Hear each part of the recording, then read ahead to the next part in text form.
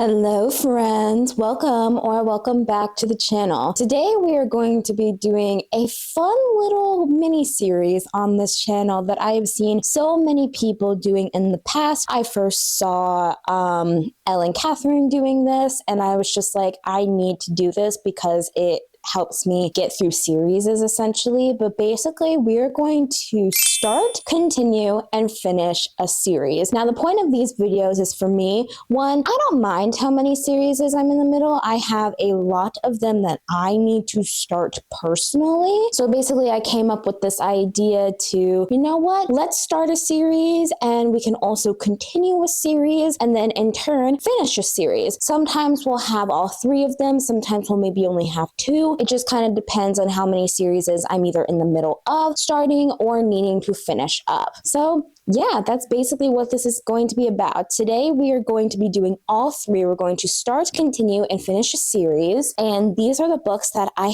have picked out. I have three of them here currently. So the first one that I have that we are going to start is The Striker by Ana Huang. Now, I love Ana Huang. I have a whole shelf dedicated to her, as you can see. And this book came out last year. It was her first introduction to sports romance. And I have had a little bit of not such great luck when it comes to sports romances, but if Ana Huang writes it, I'm going to read it no matter what. And this basically is the first book in the Gods of the Game series. I don't know how many there's going to be. It might either be a trilogy or it might be a 4-part series. I am not too sure what she has planned for this series, but it's her first ever sports romance. And I'm just going to read the back of the book because that just seems like the best option for me because I don't know if I could just do it off the top of my head. Asher Donovan is a living legend, the darling of Premier League, the arguably greatest footballer in the world. But his reckless antics and a recent team transfer have caused much controversy. And when his feud with his rival turned teammate costs them a championship, they're forced to bond during off-season cross-training. Surviving the summer shouldn't be hard until Asher meets their new trainer. She's beautiful, talented, and no matter how hard he tries, he can't take her off his mind. The only problem? She's his rival's sister and completely off limits. Scarlett Dubois is a former prima ballerina whose career was cut short by a tragic accident. Now a teacher at a prestigious dance academy, but still haunted by the ghost of her past, the last thing she wants to do is spend the summer cross-training Asher Donovan of all people. She swore she would never date a footballer, but when her brother leaves town for an emergency, she finds herself thrown into dangerously close proximity with the gorgeous, charming striker. Training, she can deal with, but falling in love, that's out of the question, especially when he's the only person with the power to break her heart. Now, I will say this one is not the regular cover version. This is the Barnes & Noble exclusive edition, and I just thought it was really cute.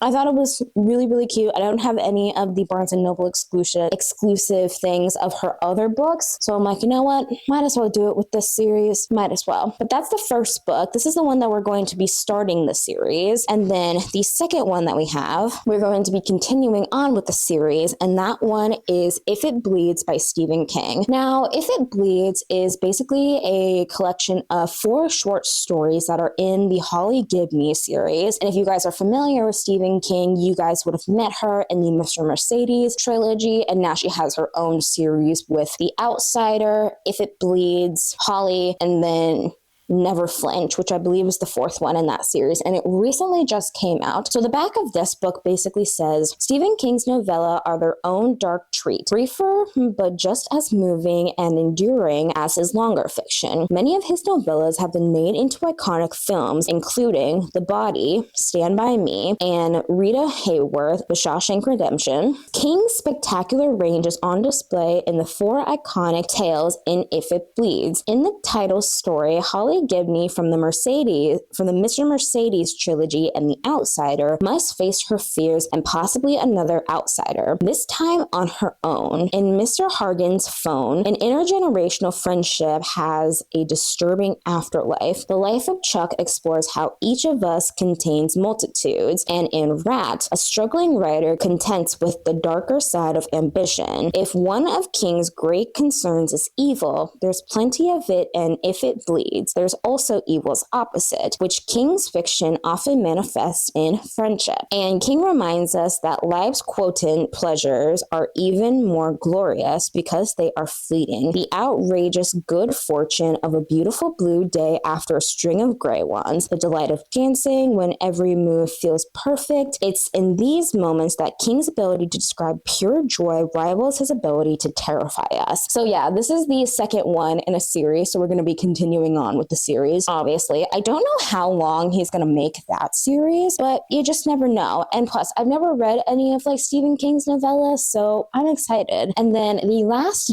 series that we are going to be finishing up is Scythe and Sparrow by Brynne Weaver. Now, if you guys don't know this, this is the third book in the Ruinous Love trilogy. I know that there's like a novella coming out, but I'm basically kind of counting it as like finishing a series essentially. And this one follows, I believe, Fionn and Rose. And we've seen them before in like Butcher and Blackbird and Leather and Lark. I loved Butcher and Blackbird, gave it a 4-star. Did not really like Leather and Lark, to be honest. It was just one of those things where it's just like not for me personally, but I think I'm gonna like Fionn and Rose's story, but I don't know. We shall see. But the back of the book basically says, Dr. Fionn Kane is running from a broken heart, one he hopes to mend in small town Nebraska, far away from his almost fiancé and his derailed surgical career. It's a simpler life, head down, hard work, and absolutely no romantic relationships. He wants none of the circus he left behind in Boston, but then the real circus finds him. Motorcycle performer Rose Evans has spent a decade on the road with the Silverla Circus, and it suits her just fine, especially when she has the urge to indulge in a little murder when she's not in the spotlight. But when a kill goes awry and she ends up with a broken leg, Rose finds herself stuck in Nebraska at the home of the adorable, nerdy town doctor. The problem is, not every broken heart can be sewn back together, and the longer you stay in one place, the more likely your ghost will catch up to you. Now, that sounds great. I think I'm going to like their story a lot more, so I'm really, really excited to dive into them. But those are basically the books that I have. And kind of keeping on like the title theme of this video, I think I'm going to start reading The Striker first, just so we can start the series. It is the longest of the books that we have. These are around like the 300, 400 page mark, I think. They're kind of tiny. I will say that. They're on the smaller side compared to The Striker, which I don't mind. I have pretty much a whole entire weekend to be able to get this done. I'm recording this on a Friday. I'm recording this verse on a Friday, so I will take you guys along with me as I start The Striker.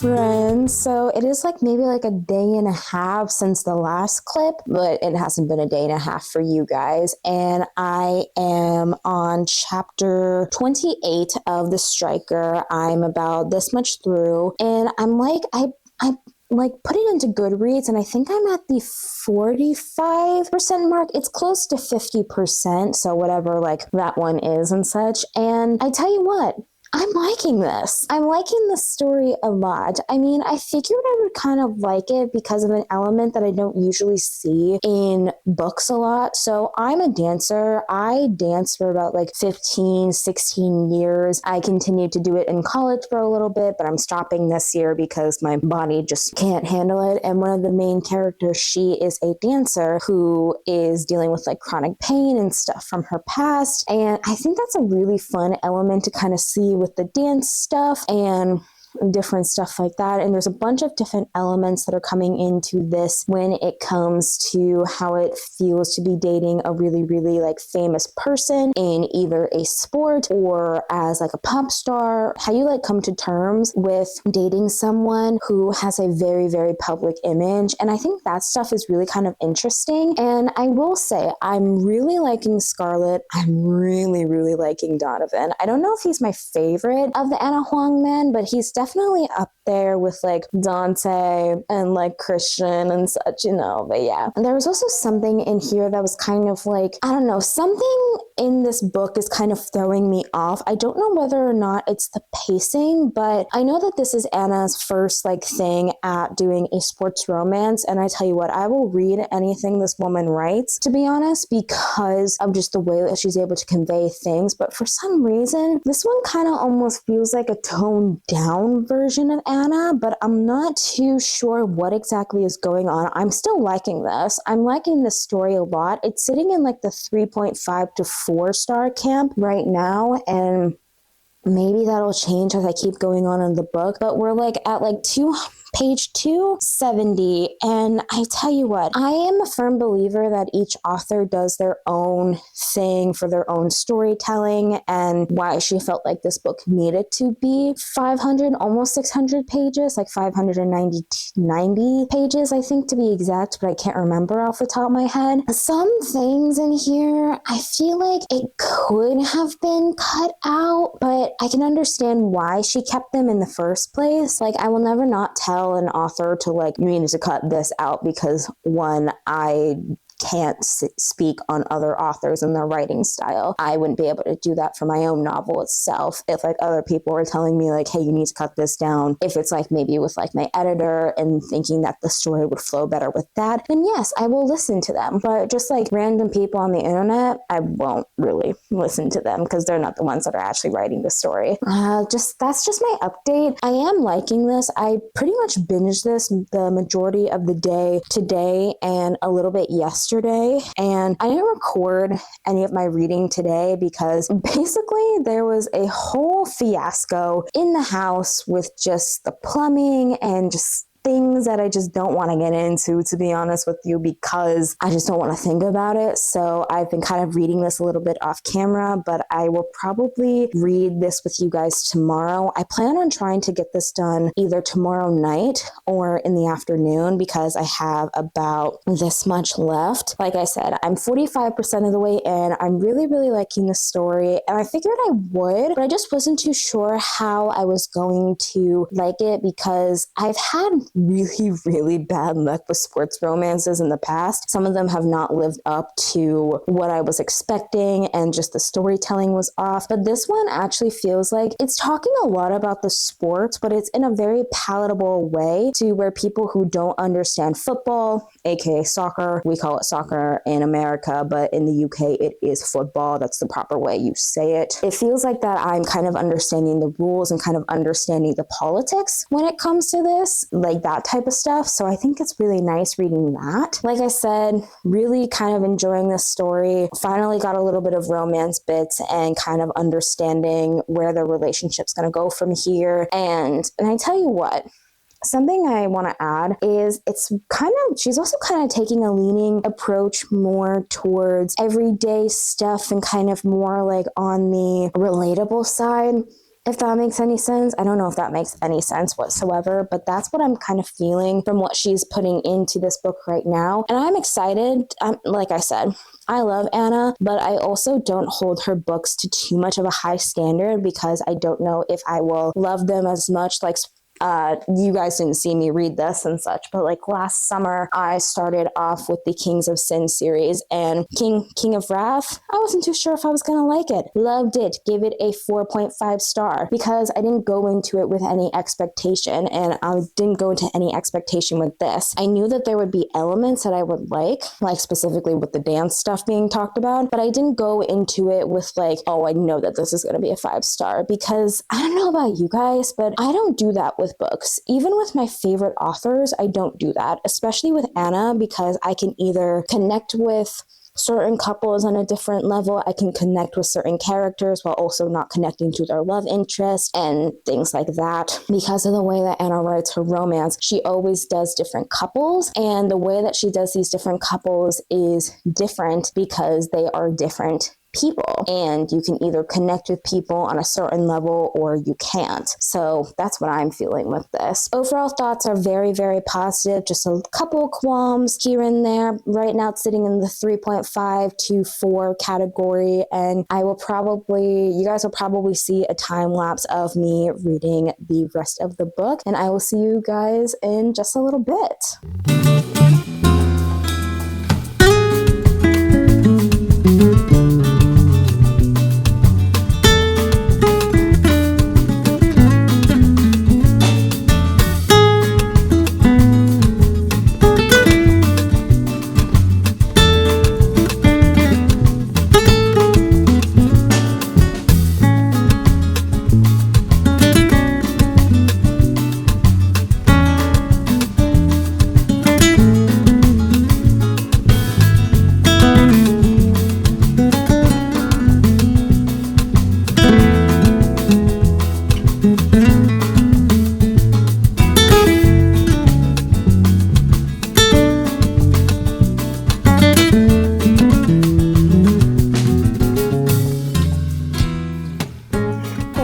Friends, so I'm coming in with another update. I finished The Striker last night. I didn't vlog it or film it because I was just way too tired, and I just wanted to kind of just be in the moment. And I've been sitting on it, and I slept on it, and I think I'm going to give it a solid 4 stars. Now, I'm new to YouTube, but people in my personal life and people just in general know that I am a huge Ana Huang fan. I have a whole shelf dedicated to the woman, after all. And I tell you what, I don't really go into her books with any expectation. I know that her writing style will capture me, but I don't go into the expectation of like, oh my God, this is going to be a 5-star. Like, I'm going to love it every single time, because sometimes I don't love it every single time. And I will say a 4-star, really, really good. I liked most of the story. The one little thing that really kind of threw it off for me in the first place was just the length.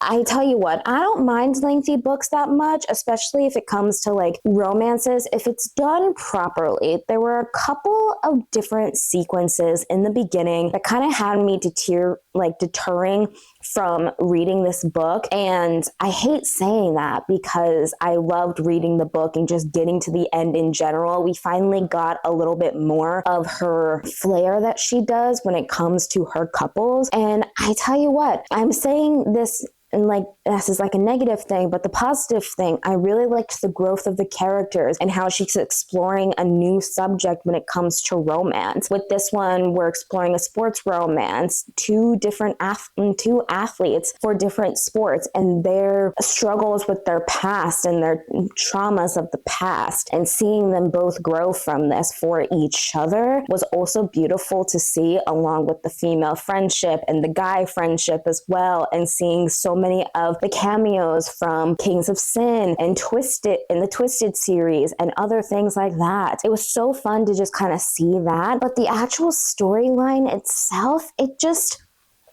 the storyline itself was great, but the reason why, like I said, is getting a 4-star is because it was just too long for me personally. It was way too long. I feel like this could have been done maybe in 400 pages. I understand why she did it, because she's kind of introducing us to a new set of characters and a new series in general. This is her first sports romance, which is Gods of the Game. The Defender comes out later this year in October, I think. So she's introducing us to a whole new set of characters and expectations that we can have within the Anaverse itself, which I did like that aspect. I loved seeing the chemistry between Asher and Scarlet. I loved seeing the friendship that Scarlet got from not only Karina, but Brooklyn as well. I also loved seeing Asher finally being able to just like kind of express himself, you know, and kind of understand why he was the way he was. And I think that's great. I think it's great being able to see that and know that and understand that about your characters and the characters that you read about. But it was just, the pacing is what's getting to me. And that's why I was teetering between like a 4 and a 4.25, but it's just, it feels better to put it as a 4-star. And I haven't done an official Ana Huang ranking books yet because I want to get through a little bit more of her books. I've pretty much read I've read all of Twisted. I've read most of Kings of Sin. I have King of Envy left that's published right now that I need to read, and then I'd be caught up with that. But I haven't started the other series, which is the If Love series, which is over here, right here. I'm looking in the viewfinder so that y'all can see. But I have that one, and right now, if I were to rank this right now, I still don't know which one is my favorite between Twisted Hate and King of Sloth, because those two are kind of tied. But if I were to put it in between something, I would probably put it before Twisted Games and after Twisted Lies. I think I would do that there, because I tell you what, it's just one of those books where like I loved the characters, I loved the growth, but the pacing was just kind of throwing me off, and it almost felt like we were almost kind of seeing like, I don't know, maybe a second, maybe third draft of this. I hate saying that because I love this book. I loved it. I really, really did like it, but it was missing something, or not missing, or like some things could have been cut out and such, but I'm not the author. I am not her, so I can't say anything. But just for me to give it maybe just like a higher rating, it could have. But as of right now, I really did like this book. I really did like it. I might not think about everything that happened in this, but I do probably think about like the romance between Asher and Scarlet, and the friendship between Scarlet, Brooklyn, and Karina, and things like that, and the found family aspect within sports in general. But other than that, I don't think I'll think about it much, honestly. But this is a solid 4-star, but it's actually a really good start off to this video. So I'm really, really happy. Solid 4 stars. Okay, and then as you guys know, I either have If It Bleeds or Scythe and Sparrow left to read for this vlog, but now that we've started that series, I think it's time that we continue on with the Holly Gibney series, which this one is the second one, which is If It Bleeds by Stephen King. But I believe the short stories that it consists of, let me check, because it's been a little bit. It's also considered under new fiction. Yeah, okay. So like I said, there's 4 fiction novellas. There's Mr. Harrigan's Phone. I think it's Harrigan. Harrigan? I don't know. Hopefully I'm pronouncing that right, but it's Mr. Harrigan's Phone, The Life of Chuck, If It Bleeds, and then Rat. I'm interested. And then obviously there's an author's note and such. And it's one of those things where I've never read any of Stephen King's novellas and short stories. So I'm really kind of interested to see how I will like this. I've only read a couple of short story collections in the past, and I've really kind of liked them. So I'm excited. I'm probably going to listen to the majority of this on audiobook while I am at work for the afternoon. I took off the morning, so one that I could finish my book, and then now I'm gonna go into work in the afternoon and probably listen to the majority of this while I am at work. So I will see you guys in just a little bit for my next check-in. Hey again, friends. So I'm coming back with another reading check-in. So as you guys saw, I started If It Bleeds by Stephen King, and I tell you what, like I said in the beginning, there's 4 novellas that are basically just bound into this huge each book together. First one was Mr. Harrigan's Phone. Second one was The Life of Chuck. And now I'm on to If It Bleeds. Specifically, I am on part 3 chapter. It's not really chapters. They're not really broken up into chapters. They're more into sections. If any of y'all have read Stephen King's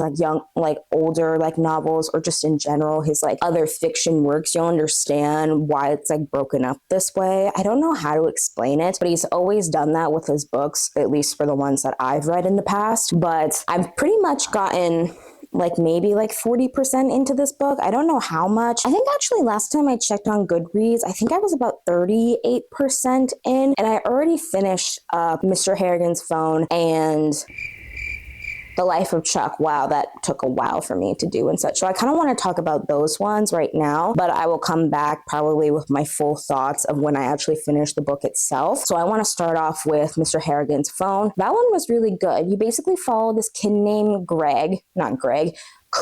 I had to think of the name and such. But you basically follow this kid named Craig, and he kind of befriends this man named Mr. Harrigan. He's kind of an older gentleman. He was very much a businessman, but he's also kind of a recluse now because he kind of wanted to get out of the bigger cities after his retirement. So him and Craig find friendship in each other, and then Craig basically gets Mr. Harrigan the newest iPhone, and Mr. Harrigan, he's like, oh, I'm barely going to use it, and then he ends up using it and loving it. And then something happens to Mr.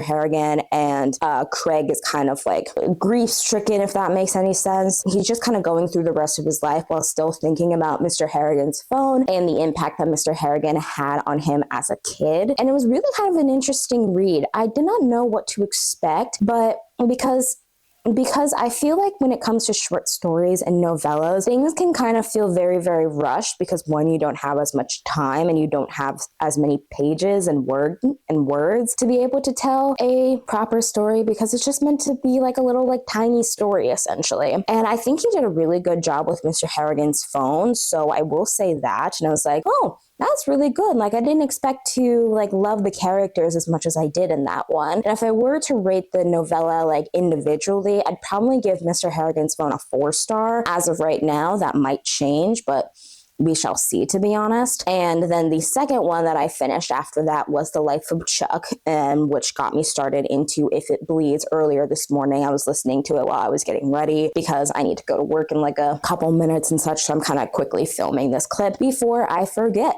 essentially. But The Life of Chuck, you follow this man named Chuck, and the way that it starts out, it starts with acts. So instead of starting with the first act, you actually start with the third act. You kind of go to where it's the end of his life, and then as you go on, you get to kind of go backwards in time to kind of see his life and understand the way that this man is and why he is what he is. And it was an interesting concept, but I don't think it really landed for me personally. If I were to rate that individual novella, it would probably be a 3-star. I just didn't really...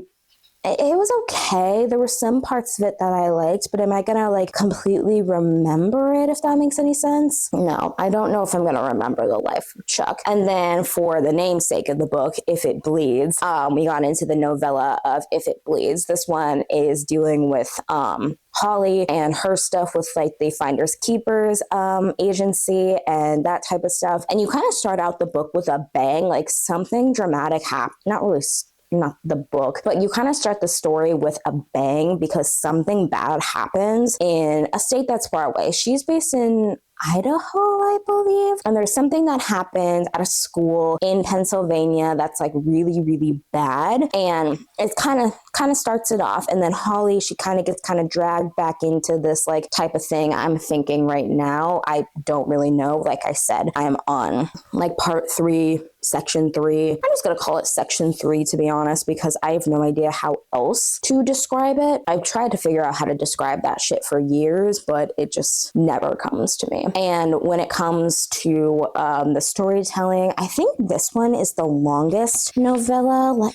Yes, it is. So If It Bleeds is the longest because Rat starts at page 343, and If It Bleeds starts at page 153. So that's about I can't do math, to be honest with you, but that's maybe like 110 pages if I'm doing that math correctly. I don't know. Maybe I'll put it up on the screen if I did do it correctly. Maybe I won't, but who knows, to be honest. But so far, as the whole book itself, it's not bad. If I'm thinking about this as a whole collection, if I'm thinking about these stories as individual stories, then I rate them completely different, and I'll probably put that in my Goodreads review and also at the end of this book as well too, but I probably won't rehash my thoughts on Mr. Harrigan's Phone and The Life of Chuck because they'll probably stay the same once I finish the actual book itself. But, not bad. Not bad, honestly. I'm going to be continue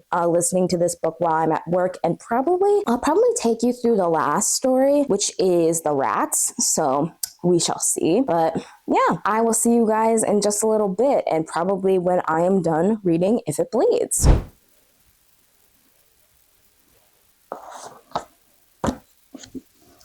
Hallelujah, friends. We finished this damn book. Okay, I have some thoughts. So, like I said at the beginning, this book is basically 4 short stories all bound up together. You have Mr. Harrigan's Phone, The Life of Chuck, If It Bleeds, and Rat. Now, I will say I read pretty much all of them except for Rat, and do not come for me. No, I see you guys lurking in the comments. Do not come for me for this one. I just was at a point where I low-key just kind of just like did not want to listen to the story anymore, and then in turn, I bored myself out with the stories. But I did have an interesting time. I will say, if I were to rate all of the individual books together, like in the individual stories, Mr. Harrigan's Phone was my favorite. That one's definitely a 4. The second one, which was The Life of Chuck, that one's a 3. That one's not very memorable to me. If It Bleeds is like a 3.5. And if I were to give it, like in the beginning, I got like halfway through Rat. I will say that. So I'll probably give it like a 3. But if I were to overall give this whole book a rating, I think I'm going to give it a 3. Like, I know I enjoyed myself reading it, but it was just one of those things where it was like, I could have just read If It Bleeds and Mr. Harrigan's Phone, and it would have been fine, if that makes sense. And for those of you guys who don't know, I have a whole shelf pretty much almost dedicated to Stephen King. I love his books. I love his stories. I love his characters. I love the way that he's able to convey what's going on in your mind. And I love that aspect of it. I really, really love that aspect of his writing. The only ones where that really captured it for me was Mr. Harrigan's Phone. Mr. Harrigan's Phone was one of my favorites. And as I was kind of scrolling through Goodreads, like comments, I realized that like not a lot of people like Mr. Harrigan's Phones. It's not their favorite. Like, their favorite is Rat, which I personally didn't see. I kind of low-key looked up the ending because I was like, I kind of want to be done with this. But yeah, it was very underwhelming, if that makes any sense. And I'll probably put something up on Goodreads as well too. I'll probably put my Goodreads up on the screen, like somewhere. But I just did not really enjoy this. I didn't hate it.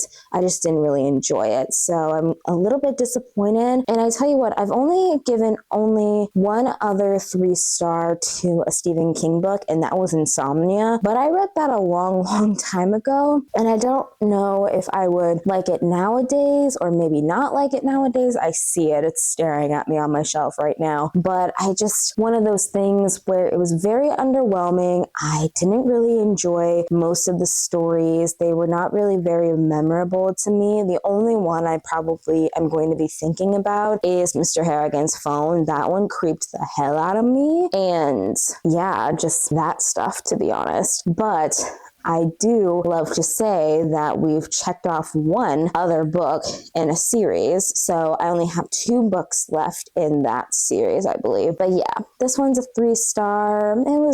was okay. It was nothing too memorable, to be honest. But yeah, diving into the next book, let me go grab it real fast. So I was originally going to confine this to a 1 week video, but then some stuff has been coming up. I've been getting some stuff related to school done, and basically just trying to get ready for back to school. So I'm basically extending this until I finish Scythe and Sparrow by Brynne Weaver, because if I can finish up this series, then at the end of the video, I can officially say that we've started, continued, and finished a series in general. I'm not going to start it tonight because it is almost 11 o'clock. It's 10:51 as I'm like speaking to you, like on like a Friday. So I'll probably come back with you guys in the morning. I will probably read a little bit in the morning and try and get a little bit into this guy. But yeah, we are about to start Scythe and Sparrow, which is going to be the final book in this video. And then once we finish this, I will be officially done with the series.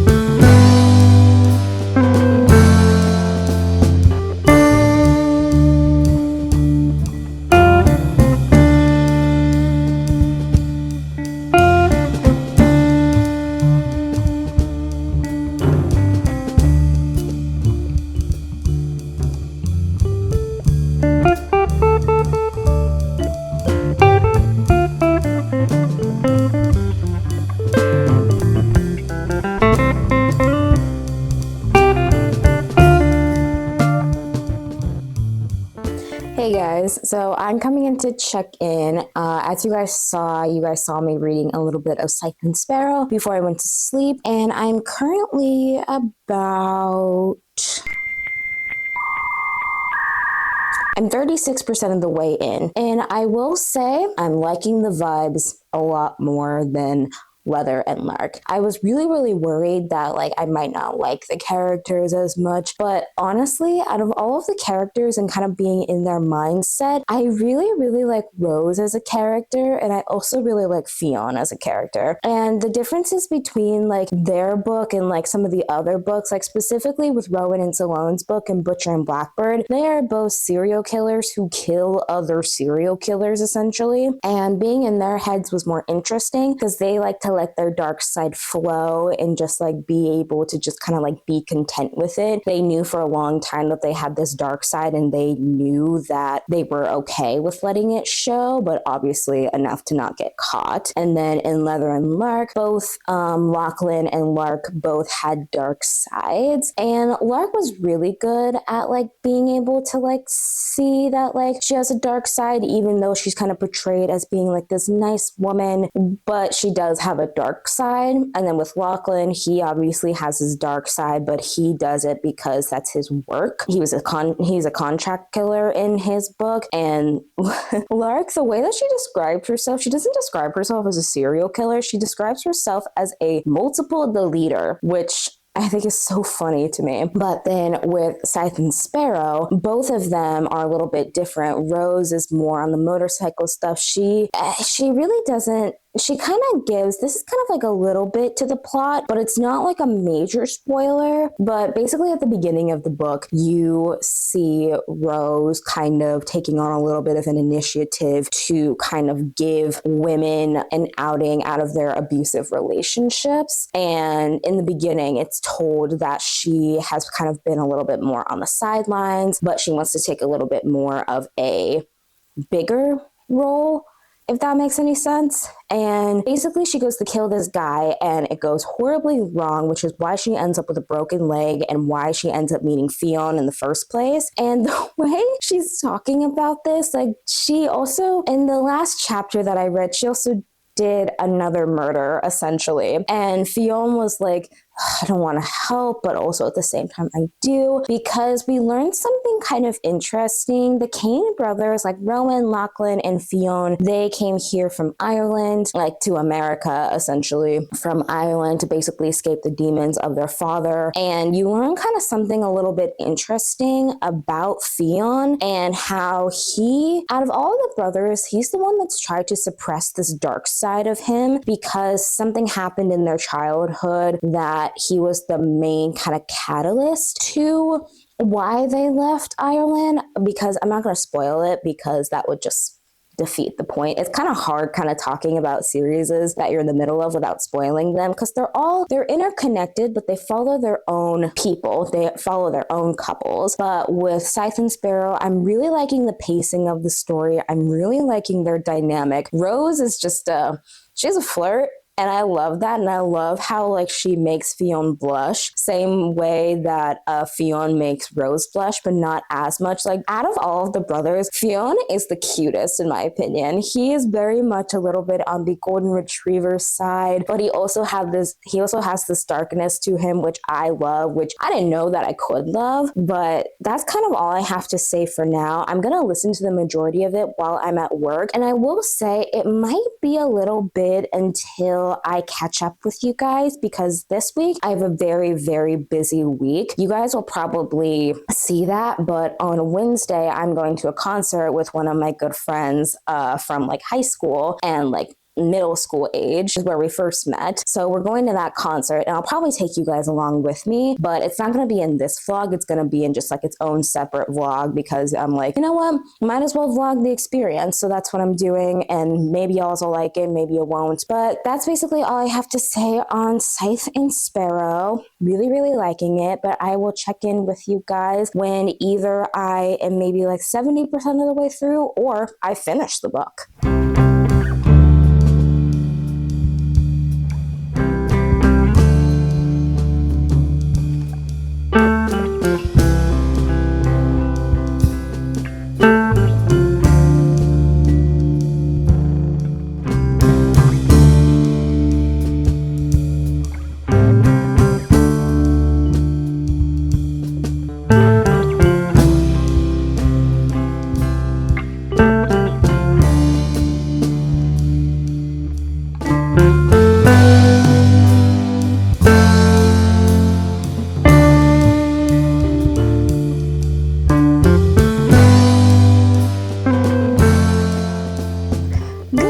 Besties, it is currently the next day and I finished Scythe and Sparrow by Brynne Weaver. I loved this book. Dare I say, it's my favorite of the trilogy. Dare I say, it is my favorite of the trilogy. You guys have not been here for a little bit. So I first read the first book, Butcher and Blackbird, back in 2024 before I started this actual YouTube channel. Gave it a 4-star. Really surprisingly liked it, but I don't remember much of the details. I'm not gonna lie. And then earlier this year in like April, I think, I read Leather and Lark because one, I wanted to. Why not? And Leather and Lark, did not really like that book so much. But with Scythe and Sparrow, we were so back. I don't know why I didn't. I mean, I know why exactly I didn't like Leather and Lark, but this one very much gave off the vibes of the first book. It gave off the vibes of the first book, but I love just seeing this couple and these people just kind of grow. And I will say, it is one of the most interesting endings to a story. I understand why it had to happen this way, and I will tell you what, I loved it no matter what happened, you know? But it was just so good. So obviously this follows Fionn and Rose. Oh my God, almost forgot her name. And I don't think I told you the rating, but I gave it a 4.5. 4.5 stars. It's one of my favorites. I gave Butcher and Blackbird a 4-star. So this one definitely is my favorite of the series. Let me grab the series real fast. If I were to if I were to rank like this series in enjoyability, let me put it in the order of enjoyability essentially. But this first one, the Scythe and Sparrow is my favorite, Butcher and Blackbird's my second favorite, and then Leather and Lark is my least favorite of the trilogy. But I'm just like, it was so, like, Scythe and Sparrow, so good. I can't talk much about Scythe and Sparrow because that would kind of get into a little bit of spoiler territory on major plots when it comes to the other books, and I don't really want to do that to you guys because near the end of the book kind of heavily, not really heavily, but the book kind of intersects with Leather and Lark's story more specifically near the end, and we understand why exactly. If you've read Leather and Lark, you'll understand why exactly. Yeah, it was just so good. Let me grab the book again. It was so good, so cute, so funny, and I will say, I think I felt the most emotionally attached to these characters because they're both just such cutie pies. They're such cutie pies. Fion's such a golden retriever, but he's also down to do the stuff that his brothers do along with like Rose and her serial killer endeavors, and I love that personally, and it was just so great. I also love the cover as well too. The covers of these books have always been gorgeous, but I especially love this one. I especially love this one. But yeah, 4.5 stars. I really enjoyed this book, and if I were to recommend the whole series in general, I would recommend the entire series. I just personally did not like Leather and Lark, so I can't tell you if you will or will not like it, but I personally did not like Leather and Lark, but I would recommend the entire trilogy to someone who is either wanting to get into dark romance, because one thing about these books, they are not typical dark romances where you just have dark themes all around. It is very much a dark rom-com, if that makes any sense. Like, it's a romantic comedy, but make it like dark and with serial killers, essentially, is what it is, which I don't know about you, but a year and a half ago, Sam would be like, whoa, reading a book about serial killers and love? What? Never thought. But I think I figured out that this is one of these are kind of like my more favorite types of dark romances. They still talk about like the hard stuff. So I will say, check the trigger warnings. At the beginning of each book, Brynne usually lists out a list of like content and trigger warnings, essentially. So please read those if you get triggered really easily. I don't get triggered anymore, so I still read them, but like I don't get triggered, and I loved it because I don't have any triggers personally, so I loved it. 4.5. So that is with Scythe and Sparrow. Now I'm going to gather up the other books that I read this week and kind of put them in order of enjoyment for what I read. Okay, so the first book that we obviously read was The Striker. I really like this. I'm pretty sure I gave it a 4-star on the dot. I still really love their story and I love their characters, but I will say I did not love their story as much as I did Scythe and Sparrow. So I would probably put this second overall out of enjoyment because I really liked it, but I don't remember many of the details except for the few cameos that we had of other Twisted and Kings of Sin characters within the book as well. And then obviously the next book we had is If It Bleeds by Stephen King. I'm pretty sure I gave this a 3-star, 3.5. No, I gave it a 3-star. It was okay. My favorite of the short stories was Mr. Harrigan's Phone. I just didn't really connect with the other stories much, and that's sad because I really like his writing, but I just didn't connect with all of his stories like I usually do. So 3-star. Not bad. This is probably my least favorite out of the 3. And then, of course, my absolute favorite for this week was Scythe and Sparrow by Brynne Weaver. So let me get the books and we will put them in order of enjoyment. So this is the order of enjoyment that we have. We have Scythe and Sparrow, The Striker, and then If It Bleeds. I really liked doing this video. One, it got me to knock off some series. One, I don't know about you, but I'm one of those people who I don't mind starting series, so I was able to start a series with Gods of the Game, and it'll be perfect in time for when the Defender comes out in October, in like a couple months or so, when you guys are seeing this. Not when you guys are seeing this, but like when the actual book comes out. you know what I mean. And then of course we continued on with the Holly Give Me series. The next book that I have in this is Holly. That's just the name of the book itself. And then of course we finished a series with Scythe and Sparrow by Brynne Weaver. It was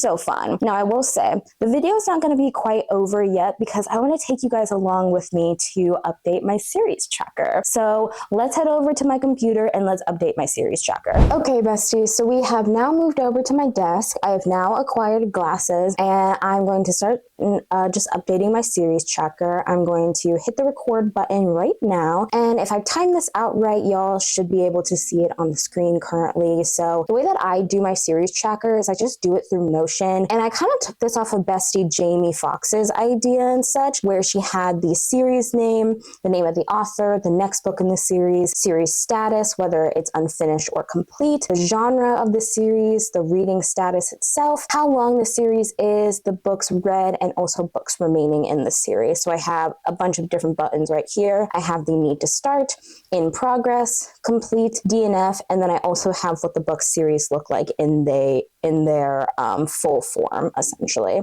So we're going to scroll down. So first one that I see that kind of pops up, we have obviously the names of the series, I believe. For the Striker, it is Gods of the Game. For If It Bleeds is Holly Gibney. And then for Scythe and Sparrow, it is the Ruinous Love Trilogy. So the first one that I see is the Gods of the Game series. So right here. So now we've read that. So we're going to put in the Defender because that comes out soon. As far as we know, it's still unfinished. Romance, I can change from need to start to up to date now because I don't have the other book right now with me currently because it is not October yet. And so far, series length 2, books 0, I have read 1. So now I have 1 left, and I'm pretty sure there's going to be another book in the series, but I'm not too sure. Anna has not said anything about that, so we shall see. Next one I see is Holly Give Me. So we're going to cross out If It Bleeds and just put down Holly. As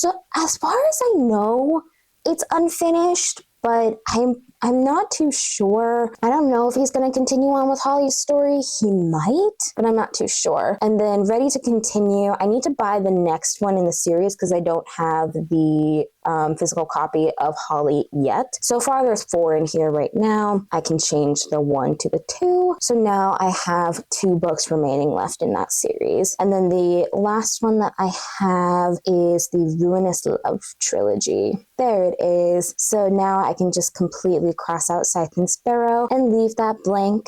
Complete, Ready and Dark Romance, and then I can put finished here. So there's 3, and then I've read all 3. So now we're complete. And I don't know if I changed this or not, but I was, you guys will see it later, but I was looking through here and I've been reading this long book series for a long time, and I started it at the beginning of the year. One of my reading goals this year was to finish that book series, and that, of course, was the Throne of Glass series. And I hate to say it, but